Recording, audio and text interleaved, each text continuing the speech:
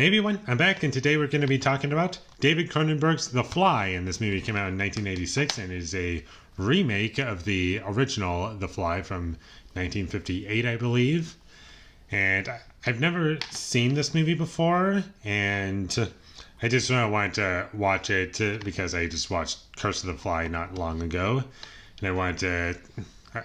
I was hoping that at the very least this movie would be great, and it would be able to just like be refreshing. And I was like, yes, a great horror movie that I'm just waiting to see. And this movie delivered. I love this movie and I'm just so excited to talk about it. And of course, while talking about this movie, you can't help but compare it to the original. But let's go through this movie in terms of like what I really loved about it. And I'm just going to start out with the story and pacing. I think that they're both great.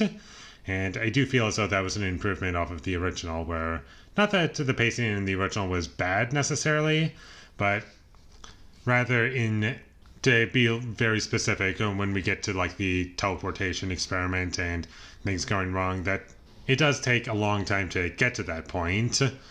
And there's a lot of build up and developing the characters and like making the story interesting in that original film. And it takes up at least halfway through the movie, maybe even longer, to like get to the teleportation stuff. Whereas in this movie, it literally takes like 5 minutes to get to like the first teleportation scene. This movie wastes no time, and I think the characters are very interesting on top of that, and I always care about what's going on, and that's really what carries this movie for me, is that I cared about it. Not to say that I didn't care in the original, but it was really important for me because I was kind of turned off a little bit by this movie, just because I've heard so much about it, that it's not just a horror movie, but a body horror movie. I'm like, I don't know how for that I am. Like, is it just going to be disgusting for the sake of being disgusting and not be in service of anything? But in this movie, it has purpose, and it's there to scare you and also to get you a sense of like what the characters are going through. And it has a purpose, and it works. I'm with it. And that's what I love about it. And this movie definitely updated a lot of things from the original that made this movie unique in its own sense. And like I said, the pacing was great, and the special effects look great.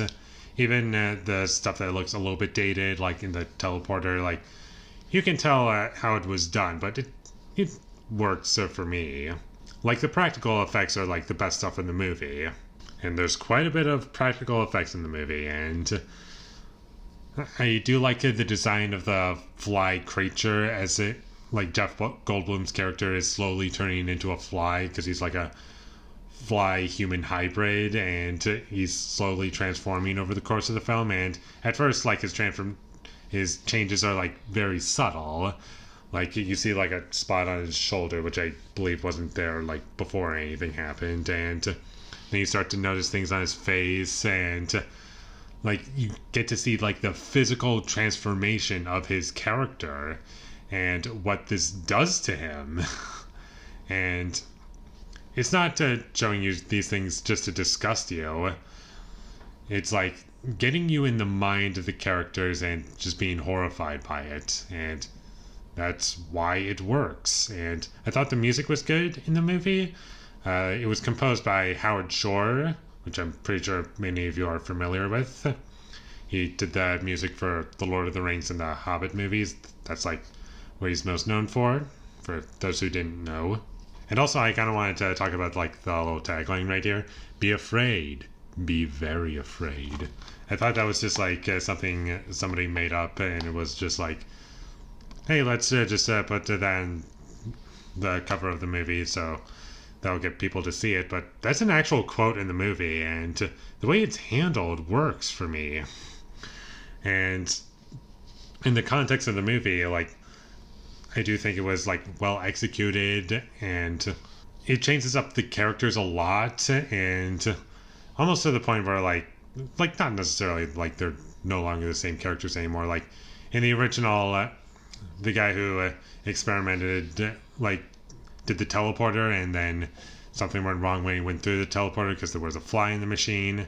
In the original, he was married and had a son, whereas in this movie, he's single, and he meets like this girl who he doesn't know is a reporter, and then once he shows off his machine, like his teleporter, he slowly figures out, like, you're a reporter, and he doesn't want that to be, like, known to the public quite yet, because, like, there are things that his machine's not finished, and, like, he can get, like, objects from one teleporter to another, but, like, if it's a living creature, then things go wrong, and he has to, like, figure that out. And there's always something here for me that makes the movie interesting for me.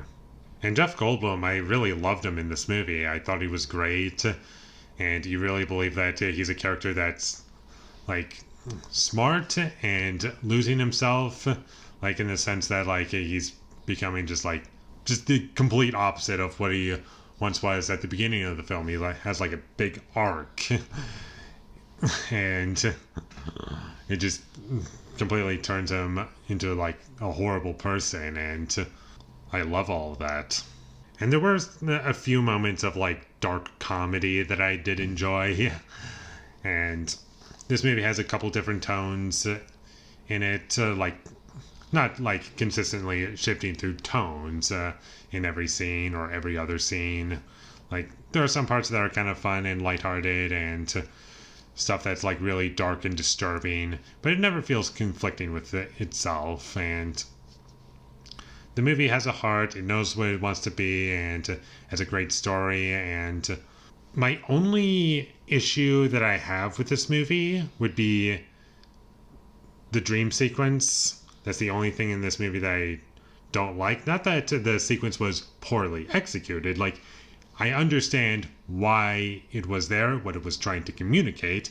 However, personally, I feel as though if you removed that dream sequence from the movie, you wouldn't lose anything, which I find to be a little sad, because everything else in the movie, like, communicates what's going through the female lead's head, and, like, what she's going through, and all that stuff works for me. And I just felt as though that dream sequence could have been cut out of the movie, and that's really my only issue with the movie. But everything else I thought was really, really great, and it has a good story, very interesting characters, and there are plenty of characters that are, like, one way in the beginning, and as the film progresses, they, like, slowly change. Like, the character Veronica, the female lead, like, her boss, her not having a good relationship with him, but as the story progresses, that, like,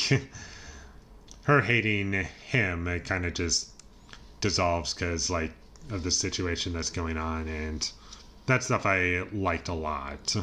And that's about all I have to say about The Fly, the remake at least, without spoiling anything, obviously. And this movie does hit the emotions that it's trying to, and there are parts that are, like, really dark and disturbing. And although this is a body horror film, I didn't find it distracting, honestly.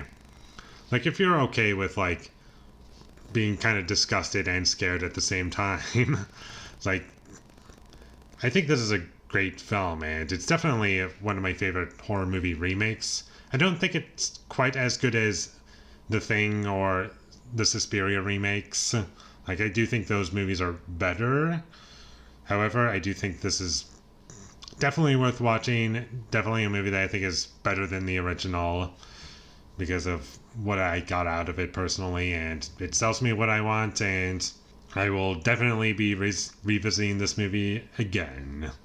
And it's a classic, so check it out. With all that being said, I'm going to give The Fly, the remake, a 9 out of 10.